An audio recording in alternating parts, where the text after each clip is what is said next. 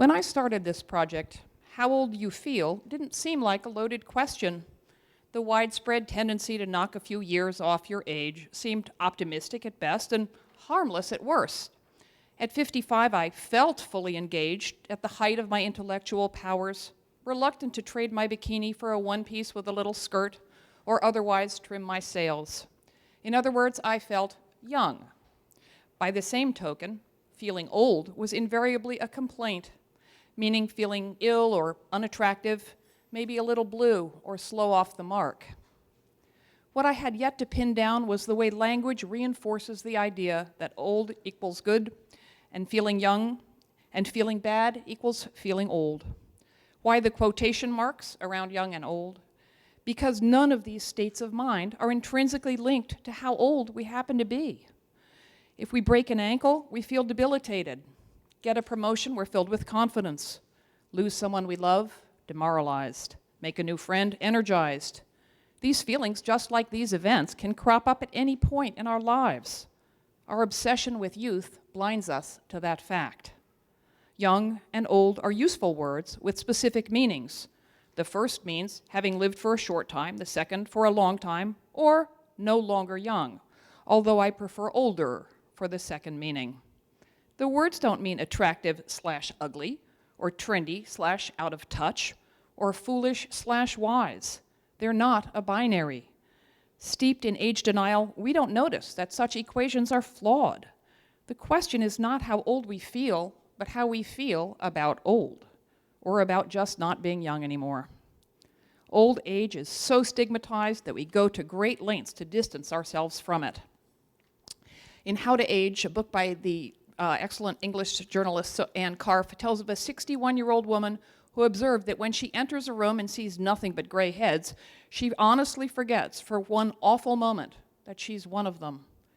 This is like people who say, "I don't feel old," Carf observed, as though there were some special feeling that age brings instead of just being themselves, but older. We don't wake up one morning hijacked by oldness. As the years pass, we remain ourselves, just older. Of course, we can't know what the future holds, but when aging seems dreadful, clinging to youth seems the only option. The more time goes by, the more damage that strategy does to our sense of self and our place in the world.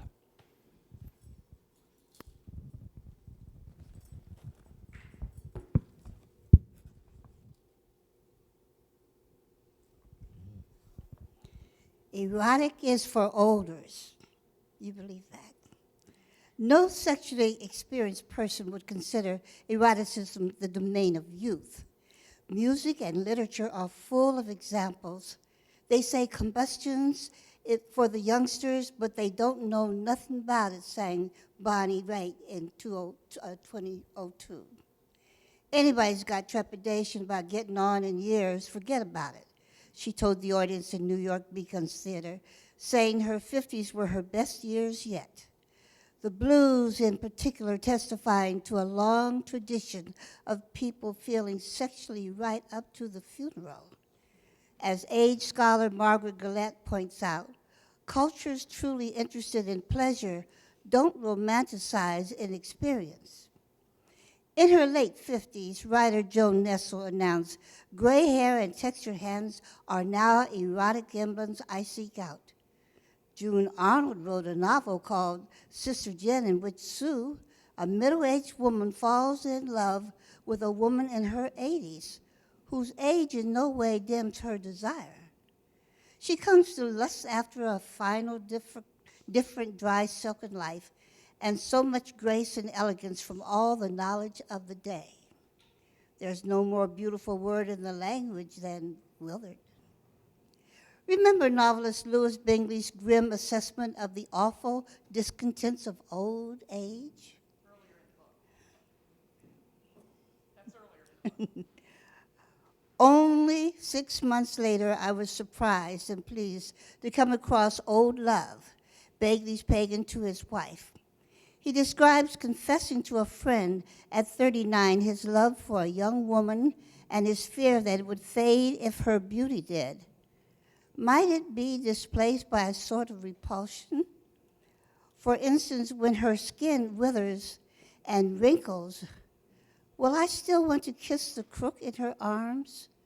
Those arms that I so admire, and if gallantry pushes me to do so, will I have to avert my eyes?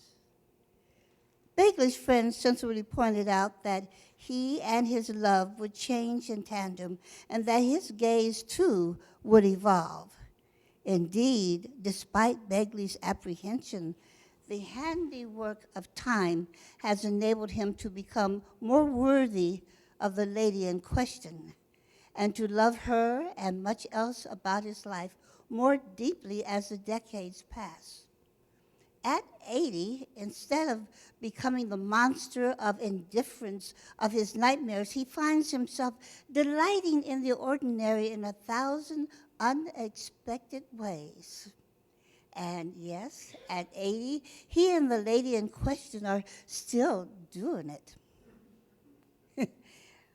Still doing the deed and finding just as much pleasure and meaning in it.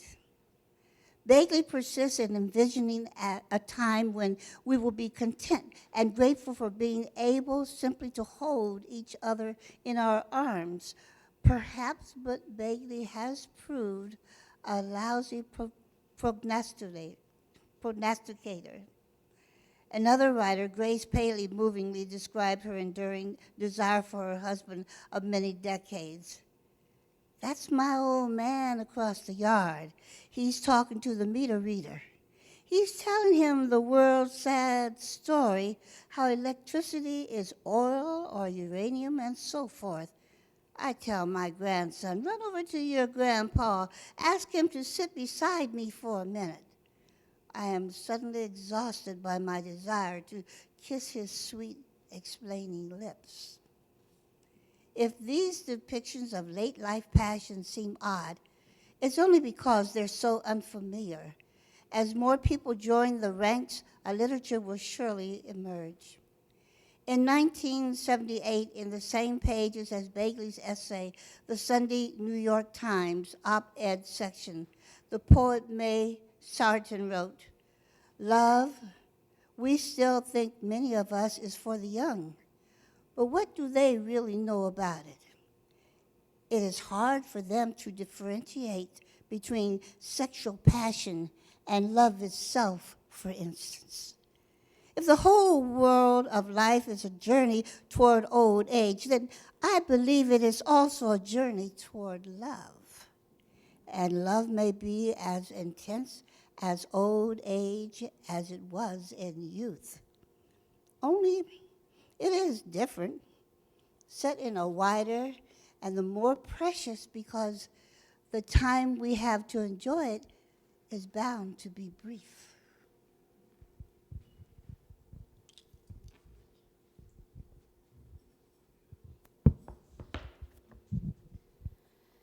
In the US, non-family relationships tend to be age homogeneous.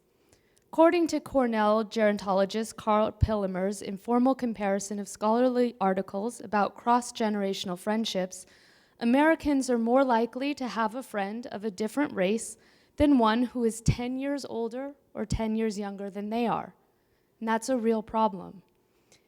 Age gaps jump out at me, and occupational hazard, although like other differences, they usually recede the minute people make actual contact.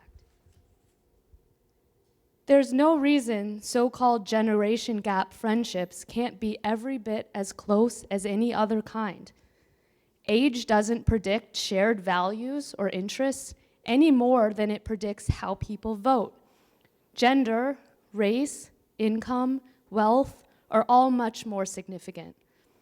People who like NASCAR or archaeology or poker or tango don't age out of those lifetime interests any more than people stop being drawn to working with kids or rescuing whales or playing the piano.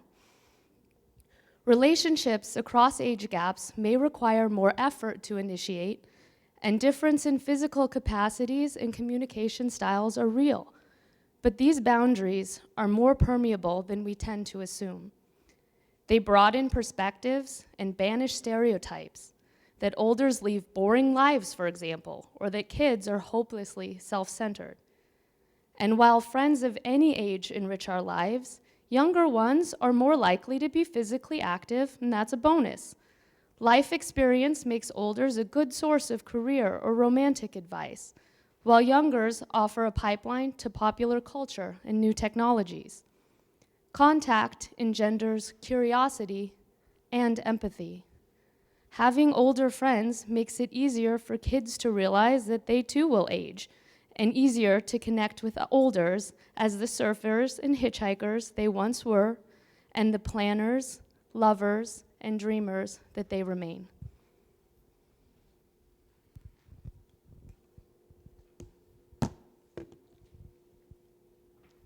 Unpaid work is work. Almost all older men and women are productive in the larger sense of contributing something to society, working without pay for churches, hospitals, charities, schools, and other organizations, or helping friends and family with childcare, office and housework, and carrying out 1,000 other tasks outside the formal workforce that save money or help others earn it. Olders are also an enormous source of consumer spending and economic productivity. Much of this contribution goes unrecognized. The distinction between paid and unpaid work is important, but both have value. The omission of unpaid work from our national accounting contributes to the widely held belief that olders don't carry their weight financially. A belief that the MacArthur study of successful aging calls wrong and unjust in several ways. 1, the measures of performance are wrong. 2, our society doesn't count a great deal of productive activity. 3, the playing field is not level. 4, older men and women aren't given an equal chance for paying jobs. And 5, millions of older people are willing, ready, and able to increase their productivity, paid and involuntary.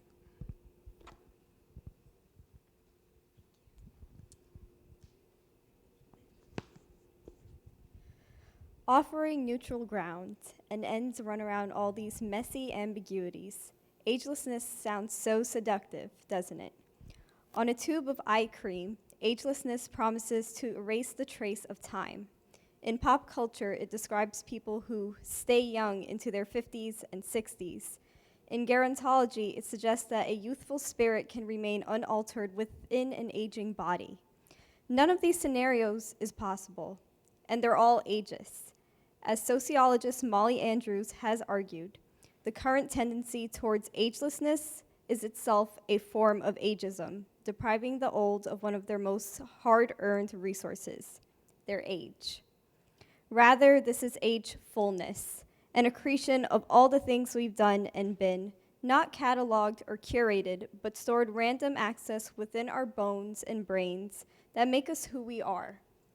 Hag, spinster, crone, old fogey, old fart, old goat, little old lady, dirty old man, sweet old thing, geezer, biddy, codger, fogey, coot. Those stereotypes are ours to reject or subvert on the way to more compelling and accurate aspirational identities. At the moment, I'm leaning toward hag, something a driver actually called me, or Ashton, last week when I banged on the trunk of his car after he bombed through the pedestrian crosswalk. Hag, outside of Shakespeare. Really? Maybe it was my funny fake fur cat hat that undid him. I wish I were young again. People say this all the time. When pressed, however, few would actually move their game pieces back to the beginning of the board or anywhere close, unless they could transport their present-day consciousness back in time as well. Adolescence again? No thanks.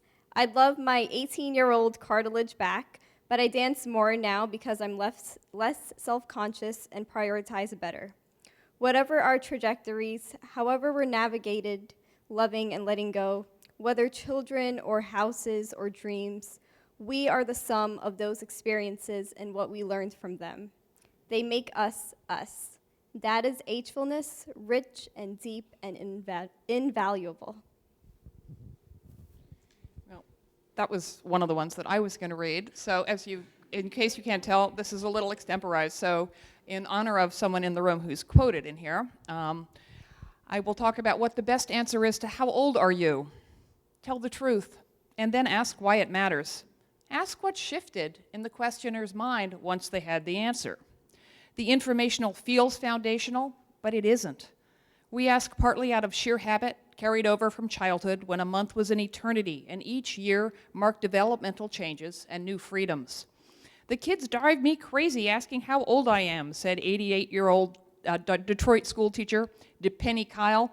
I don't mind telling my age, but I know on the job it can cause you a problem, so I always say I'm 104. We also ask how old people are because age functions as a convenient shorthand, a way to contextualize accomplishments and calibrate expectations. It's lazy, though, and utterly unreliable, and arguably impertinent. A woman who attended one of my talks, actually in this very room, answers the question by retorting, "How much do you weigh?" Scientist Silvia Corrado refuses to give her age, not because she wants people to take her for younger than she is, but because she refuses to be pigeonholed in a way that she finds reductive and usually faulty, unquote. Her consciousness makes it a political act. Social worker Natalia Granger has another radical suggestion. Follow the example of gender nonconforming people who reject roles and stereotypes based on the sex they were assigned at birth. When asked for your age, identify as age nonconforming. Author and environmentalist Colin Bevan, who is here in the room, announced on Facebook that he was coming out as age queer. I am not comfortable with the roles and stereotypes associated with the age of the body I was born into, he wrote. My body's age is not my age. I will be identifying as 37. I love the culture hack, but want to modify it, because identifying as 37, still young, is a form of denial. Colin is in his 50s. I'm 11 years older than he is. I'm good with it, and he's getting there. After a back and forth, he decided to stop identifying with a specific age. I want to be age queer, not by rejecting not my age, but the fixed meanings that people assign to it, the roles and stereotypes that Colin, too, declines to abide by. I claim my age at the same time that I challenge its primacy and its value as a signifier.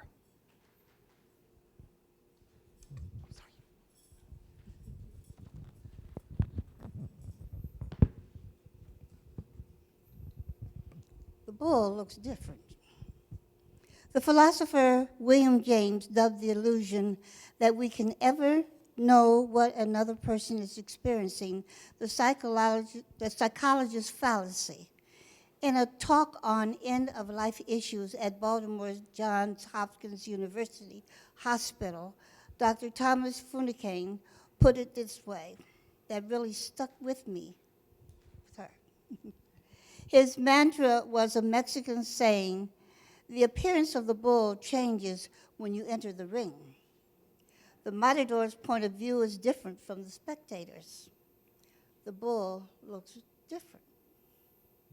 Behind Funicane was a chart that represented women in labor with the x-axis depicting the number of centimeters dilated and the x-axis the point at which they requested anesthesia. The line ascended in a steady diagonal. Women started out set on natural childbirth, but more and more changed their minds as labor progressed. Another data point from the doctor, right after the accident that paralyzes them, most quadruplets say they don't want to go on living. A year later, 60% rate their quality of life as good or excellent. Two other stories told by the doctor also stuck with me. One was an extremely straight-laced woman who was struck by a form of dementia that robbed her of all propriety. She told dirty jokes, lifted her skirts, flirted with her grandsons, and there was no doubt that the woman, if compos mentis, would have chosen death over this mortifying incarnation. There was also no doubt that she was having a fine time, which made the transition easier for well-meaning friends and family to accept. One more story. A man drank. He drove. He told his wife that if he were ever incapacitated, he would absolutely want her to pull the plug. He crashed his car and suffered major brain damage. After a year of rehabilitation, he remained completely paralyzed, barely sentient, able only to blink. His wife dutifully reiterated his wishes to his physicians, and the medical ethics team sat down at his bedside. Did he know who he was? Yes. Where he was? Yes. What had happened to him? Yes. Did he want to die? No answer. The life force is strong. The bull looks different. The sight of an old woman hunched over a walker used to make me mutter. Put me out of my misery if I get like that. Now I mutter just as fervently, the bull looks different. The bull looks different. Now I realize how presumptuous it is to assume that I know what's going through her head, let alone that she's worse off than I am. No one wants to be pitied, but it turns the object of pity into just that, an object instead of a person. A friend's father was completely paralyzed along his left side by a stroke at 76. The man spent the next 17 years in a wheelchair in a nursing home. After one routine visit, he told his daughter, I just have to say this has been about a perfect day. Her last present to him was the Berlitz textbook he'd requested so he could learn to speak Spanish with one of his doctors. Before I started this project, I'd have assumed that life with severe disabilities had little to offer and that my friend's father would have been better off dead. As the saying goes, there are very few people who want to live to be 100, and most of them are in their late 90s.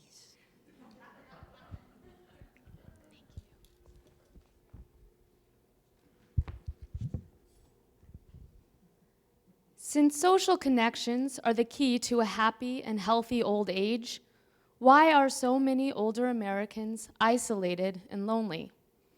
Many factors are at play, of course, from age-segregated housing and lack of transportation to changing family demographics, all buttressed by ageist thought and practice.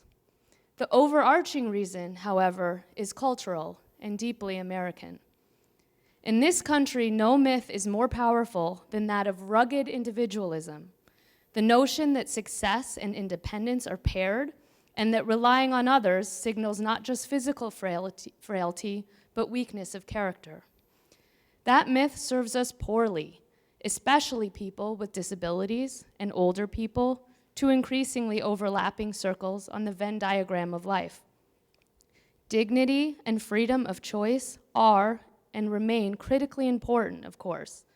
Yet the way we grow old is governed by a whole range of variables, including environment, personality, and genes, compounded by class, gender, race, luck, and the churnings of the global economy over which we have varying degrees of control. So what happens when we can't hoist a suitcase into the luggage rack anymore, or drive at night, or drive at all? When we can't hear the instructions anymore, or read the directions, or understand them? When we can no longer make it to the bathroom, or even heave ourselves out of bed? A culture that idealizes self-reliance amplifies those anxieties and silences questions about the structures that strand us. Where's the low luggage rack? How come no bus? Why no large print, or audio assist, or person to ask? Why should diapers at the end of life be any more shameful than at the beginning?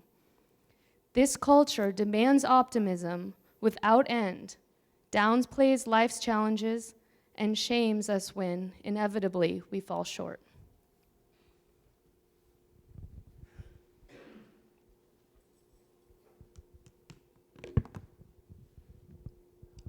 Measures of productivity need revising. As Dr. Butler had to explain to me early on in this project, just taking care of yourself is being productive, because no one else is taking care of you.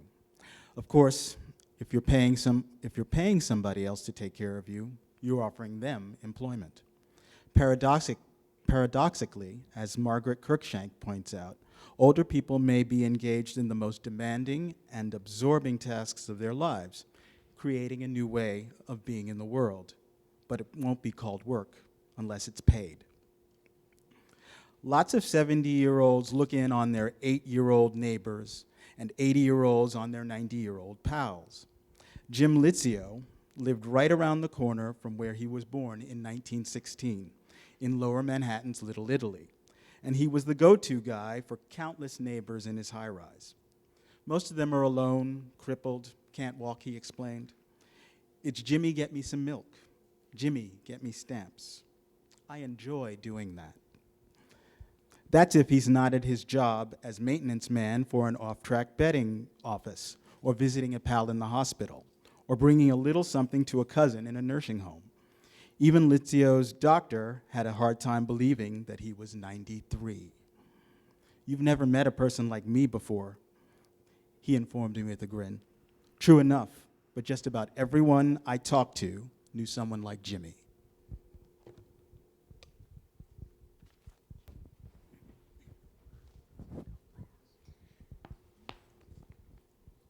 The next time you see a product touting its anti-aging prowess, remember that anti-aging actually means anti-living. In my 20s, I read an article in a fashion magazine that counseled smiling less so fewer marks of happiness would be etched on my face. That message has only gotten louder.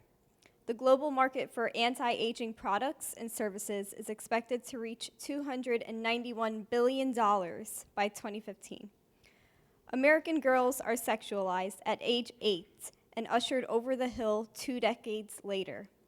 In an ageist, looksist, and highly visual culture, anxieties kick in ever younger, with the mantra about cosmetic procedures becoming intervention early and often, to freeze the blank face before it can tell any stories. 20-somethings are spending thousands on chemical peels and dermal fillers so the ring-bedecked hand in their engagement selfie looks appropriately plump and perfect. To add injury to insult with Kim Kardashian blazing a trail, beauty ideals are becoming more and more unnatural. It's tempting to ridicule this absurd insecurity, but what really deserves our attention are the destructive cultural forces behind it. Sexism and capitalism, anyone? Dissatisfaction is monetizable, which is why advertisers create and exploit it. Self-acceptance is not. We're being sold a bill of goods and paying the price, both in our wallets and in diminished confidence in our bodies, as a never-ending source of pleasure. Age and beauty can and do coexist.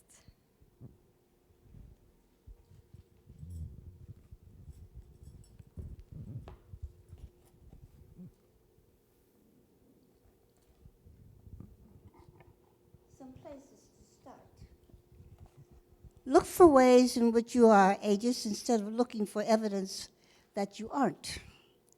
You can't challenge bias unless you're aware of it, and everyone's biased some of the time. If you're not sure whether something is ageist or not, think about whether the same language or image would be appropriate if the situation involves someone significantly older or younger. When does an amorously entwined couple get downgraded from hot to adorable, for example? If your dentist spots a lot of cavities for someone your age, on the other hand, it's probably all about the floss. Don't assume that older people aren't ageist. Plenty of them unthinkingly accept second-class status as just the way things are. Don't compliment an older person by telling her she's different, fitter, stronger, more stylish from other people her age, saying, "I can't believe you're 75," implies that 75-year-olds look a certain way. She can only accept the compliment at the expense of other women her age. And it implies that you'll stop admiring this attribute or capacity when it stops being exceptional. Instead, compliment her purse or her power lift. Watch out for sanitized or romanticized views of aging, depictions of sexless, placidly smiling olders enjoying their golden years on a porch swing, or doing splits in dance competitions, or playing the token's wise elder. Whitewashing only masks anxiety. Idealized depiction of late life distract from the real challenges of aging and the need to confront them. Talk to people significantly older and younger than you, and listen carefully. If you don't know many of them, seek them out. Don't use still when describing a routine activity because it suggests that the activity makes the person out there. Older people are not still driving, going to the gym and the office, traveling, having sex, etc. They're just doing them like countless others. It's a hard habit to break, but just leave it out. The next time the sight of someone with severe disabilities makes you think, put a pillow over my head if I get like that, remember, the bull looks different. The next time someone asks, how old are you? Tell them the truth. Then ask what difference the number makes and why. If you're asking a child how old she is, tell her your age first. Instead of telling people they look great for their age, tell them they look great. If someone says, you look great for your age, resist the impulse to thank them. Say just as brightly, you look great for your age too. Don't use adjectives for older people that you wouldn't apply to younger ones, like spry and feisty and kindly. Try active, opinionated, and kind. Children are little, cute, and childlike. Their grandparents are not. Colors and communities are vibrant. People are energetic or memorable. Avoid youth-centric language like young at heart or youthful or young for your age. Instead, use specific descriptions like playful or full of energy or charismatic or enthusiastic, attributes that are age independent. Have you ever heard anyone describe themselves as elderly? Avoid the word, skip the elderly. It implies infirmity and suggests that advanced age lumps people into some kind of uniform category when nothing could be farther from the case. Nix grandmotherly unless the topic is grandmotherhood. It reduces women to their reproductive status, and it's desexualizing.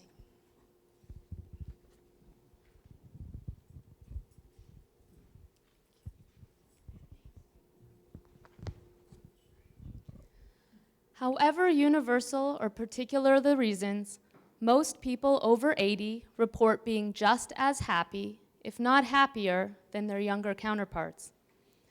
Researchers who study aging and happiness have dubbed this paradox of well-being, a term that makes sense only in an ageist culture. Why else would paradox, a seemingly absurd or self-contradictory proposition that turns out to be true, be used to describe such an accessible and well-substantiated scientific finding? What genuinely surprises us about the happiness U-curve is that it persists in the face of a culture that does so little to bolster the self-esteem of older people or help us find meaning in our advancing years. Massive social and cultural forces work against this trait, exiling olders into a terrain where, quote, keeping busy is supposed to compensate for a dearth of meaningful roles and meaningful cross-generational connections. Small wonder people are surprised when they find out about the happiness U-curve. Life gets better on every level of what it is to be human being except the physical, But nobody knows this, including older people, because the ageism is so intense in our society. In Life Gets Better, Luce Bader points out that in contrast to the doubts and insecurities of youth, growing older enables us to become more self-aware and confident, less fearful of being judged, and authentically happy. Not that life gets easier, but that it becomes easier to focus on what truly matters, and that makes it better. Just as an impressionist painting becomes coherent only at a distance, Luce Bader writes, "A lifetime is a journey whose full meaning only becomes comprehensible over time. This truth is inherently inaccessible to the young, to whom sorrows in later life seem so relentless that we conclude that old age must be a dire time indeed. It is only later that we find that fresh life evolves out of each grief." Continuous renewal may seem like a lot to hope for, but the benefits of these difficult transitions are real. Henry Wadsworth Longfellow describes the transition at the end of Morituri Salutamus.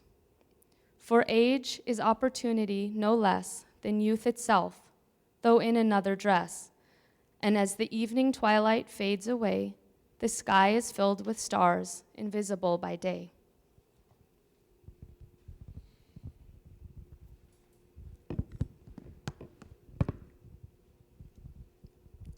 Making a life is as important a task and as or more difficult than making a living. What makes it a good life toward the end is as individual as everything else about us. For some, it's about being out in the world. For others, it's repose. Movingly describing her father's transition from tool and die designer to college student, writer Joyce Carol Oates pointed out that he'd gone from a life of sheer utility to one of contemplation and appreciation. The wildly prolific Oates aspires to the same. Rejecting the view of an artist friend who didn't want to live if he couldn't be productive, Oates reasoned that surely at some point it becomes enough to admire the books and plays and films and cultural works that others continue to create. Supporting the arts is useful. Cooks need eaters, authors need readers, humans need art. None of these activities is passive. All involve exchange.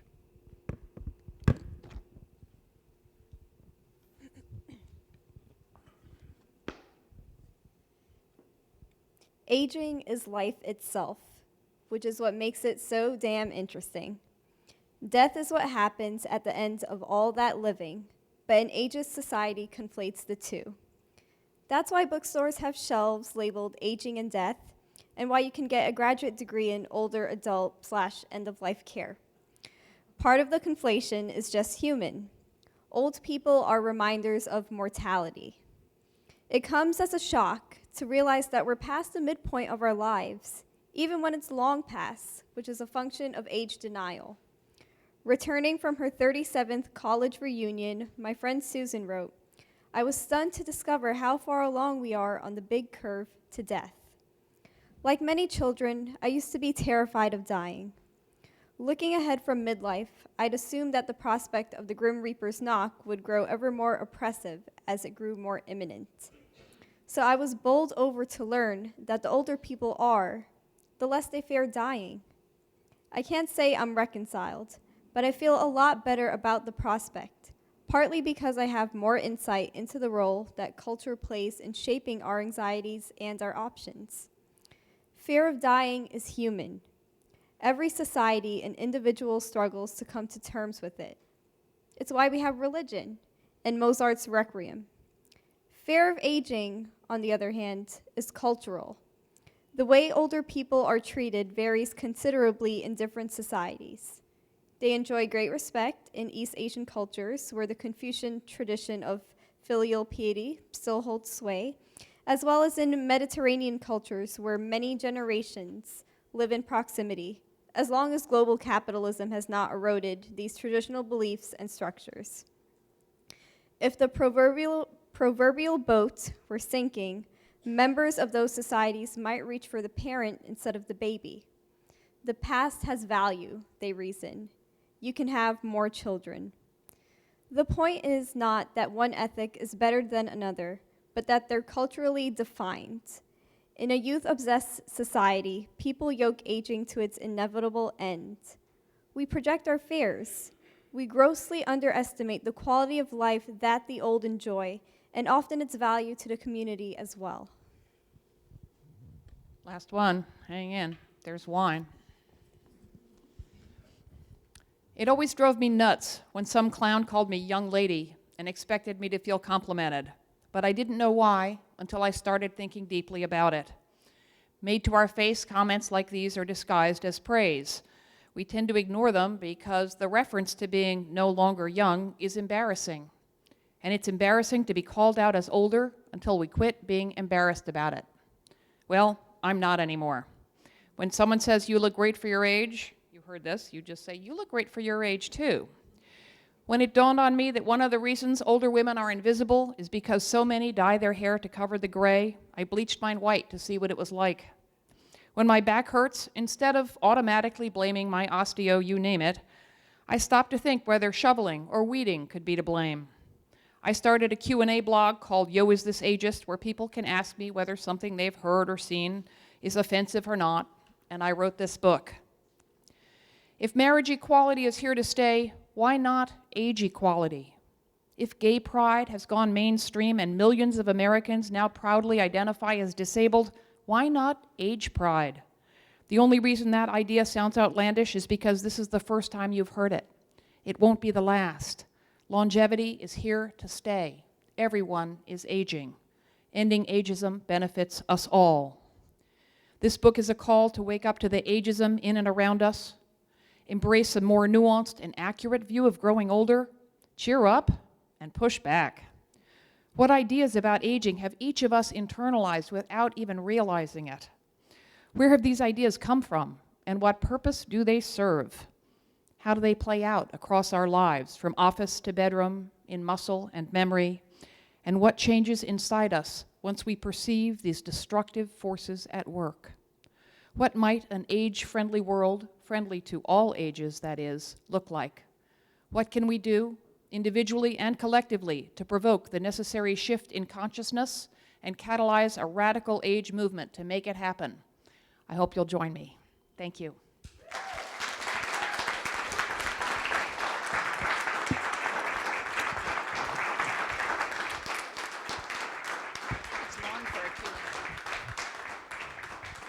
Hi, thank you, Ashton. I want to thank our readers, Elizabeth Perrin, Kayleander Williams, Kim Brensteiner, Esther Pullman Torres, of course, Ashton. So you've been listening to excerpts in no particular order from Ashton's new book, This Chair Rocks, a Manifesto Against Ageism, which was published on Tuesday. It was self-published. And 2 days later, it's an Amazon bestseller. Now you know why.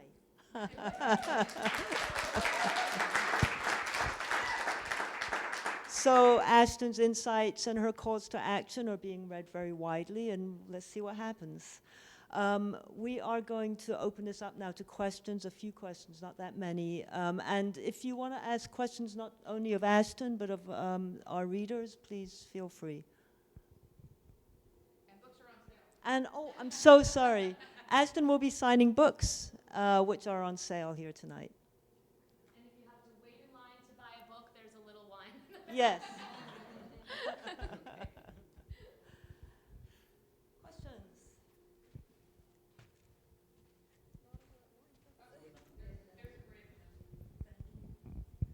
Oh, thank you very much. So this is a question that comes up often.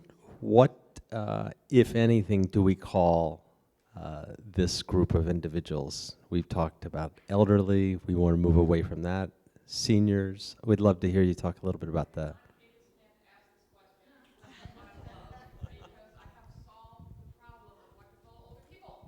Because I think the only acceptable thing to call older people is older people, and I have shortened it to olders and youngers as a noun. As a writer, I'm very leery of neologisms, but it's clear It's neutral. Elder is not part of my culture, and senior no one likes. And if there's a senior, then it implies there's a junior, right? So I like it to be neutral. And the other thing I like about olders and youngers is that it emphasizes the idea that age is a spectrum, because I think anything we can do to get over this idea that there's some, divide between desirable and undesirable, or you name it, that's a good thing. In an ageist society, no one wants to admit that they're old, but a lot of us will happily concede that we are indeed older.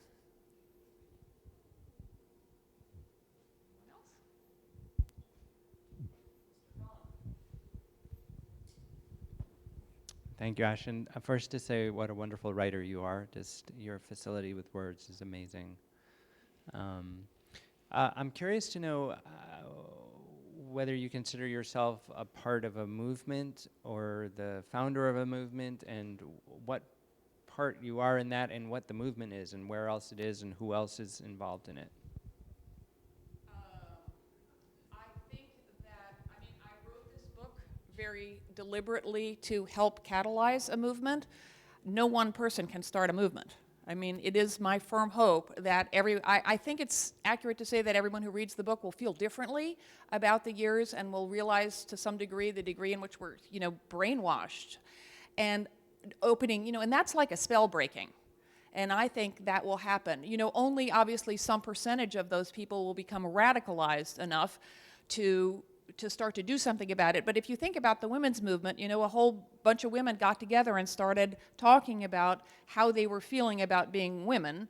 We can do the same around, age consciousness. And I do have a booklet. It's free on my website. It's a guide to starting a consciousness raising group around age bias called Who Me? Ageist.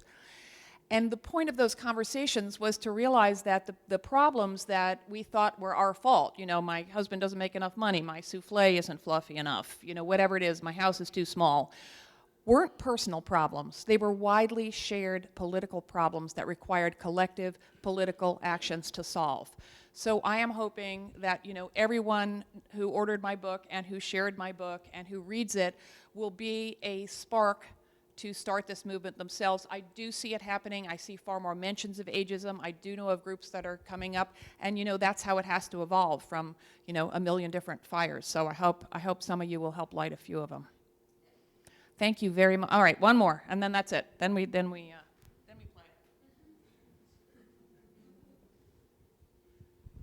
I just wanted to comment in response to the last question. Ashton and I are part of an organization called the Radical Age Movement, and we are having conversations about these very topics. We have meetings once a month. I would invite you to check it out and participate with us. Not a question? No. Is that online? Is meetings? Yeah, the Radical Age Movement. RadicalAgeMovement.com. All right. It's actually not a question. I just want to, I thought I'd thought about these things. But in speaking with you and hearing, I still haven't read the book. Been lackadaisical about it, like it's only been out like a day or two. But just, I'm just really grateful. I'm really grateful for you and everybody else that is bringing this to light and is thinking about it and is fighting for it, and definitely, of course, it humanizes all of us and enriches all of us, and I'm just delighted. Thank you. I find that we accept in life, we accept death more than aging. Aging is a part of life. So they say age gracefully. There's no real true way to age gracefully. You just have to know that you're going to age because that's what it is. And you have to know your limitations and accept things for what they are and move on. Once you accept it, it's what it is.